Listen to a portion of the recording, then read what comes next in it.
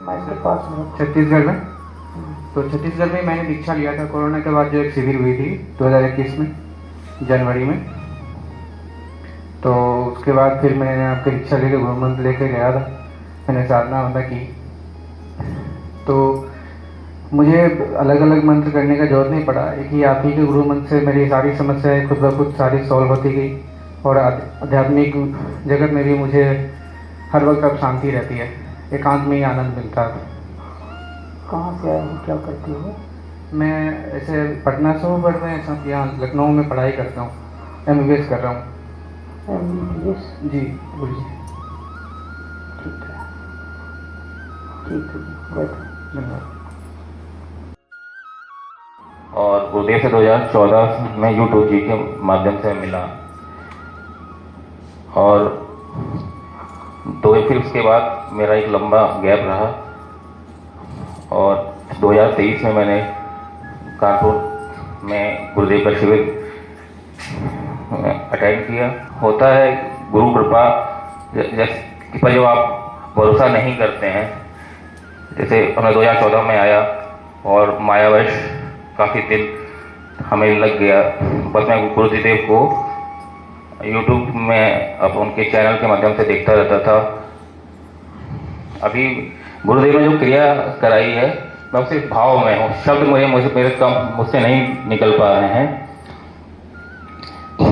बस कम शब्दों में कहना चाहता हूँ, जैसे दूध में घी है तो उसका एक बनने का एक प्रोसेस है, एक प्रक्रिया है। उसी प्रक्रिया में हम एडमिशन तो ले लेते हैं, मगर उस प्रक्रिया को बीच में ही छोड़ के चले जाते हैं। यह विधि योग से हमने ओम नाथ का भी स्मरण कर लिया है, और आगे बहुत ही तरक्की और उन्नति हो रही सर। गुरु जी, भौतिक में कि आध्यात्मिक में या दैविक में, क्या? आध्यात्मिक में भी और भौतिक में भी उन्नति हो रही है, धन समृद्धि भी बढ़ रही है। सच में? जी। मैं और तुम रिश्तेदार तो नहीं है? पता नहीं। पता नहीं, पहली बार कहाँ मिले थे? छत्तीसगढ़ में मिले थे। तो कैसे आए थे छत्तीसगढ़? यूट्यूब से आपका देखा था गुरु जी। हाँ, बहुत लोग हैं यूट्यूब से देख के आते हैं। ठीक है, ठीक है जी, प्रणाम। नहीं, मैं ये बात आपको पूछ के इसलिए बता, कहते हैं कि किसी चीज़ में पंख लग जाना, वो दिसंबर 2023 के बाद जब मैंने गुरु जी से दीक्षा ली तो उसके बाद हुआ।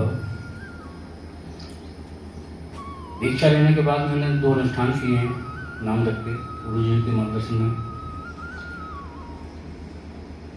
इस दौरान मैंने काफ़ी सारे अनुभव प्राप्त किए, जिनमें से शारीरिक स्तर पर कुछ अनुभव हुए, कुछ अनुभव मेरे मानसिक स्तर पर हुए।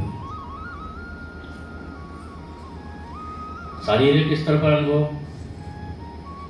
जिनमें से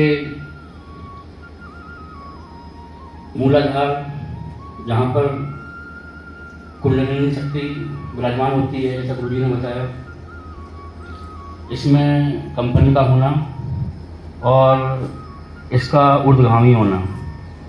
ऊर्ध्वगामी होकर के ये ऊर्जा मेरे स्वादिष्ठान और मणिपुर चक्र तक पहुंची, और उसके बाद वापस पुनः स्थान पर आई।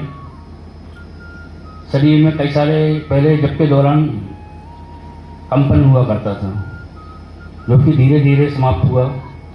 मेरे नाम जप करने की, एक साथ बैठने की क्षमता में परिवर्तन हुआ। आज मैं बिना उठे हुए 1.5 से 2 घंटे बड़े आराम से बैठकर नाम जप कर सकता हूँ। इसके साथ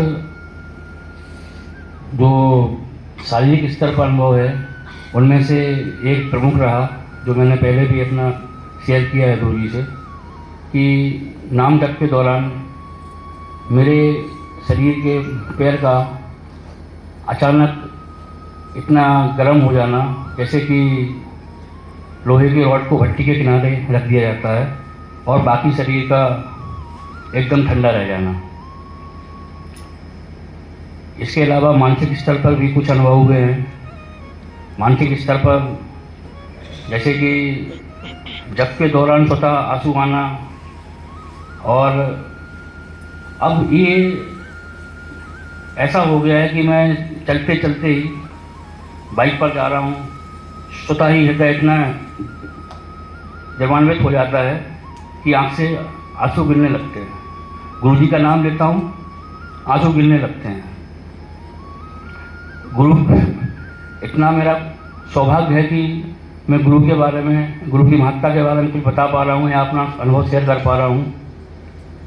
कई बार ऐसा हुआ, बहुत सारे प्रश्न दिमाग में आए। अब ऐसा समय आ गया कि अपनी अंतरात्मा मेरी मुझे स्वतः ही जवाब दे देती है।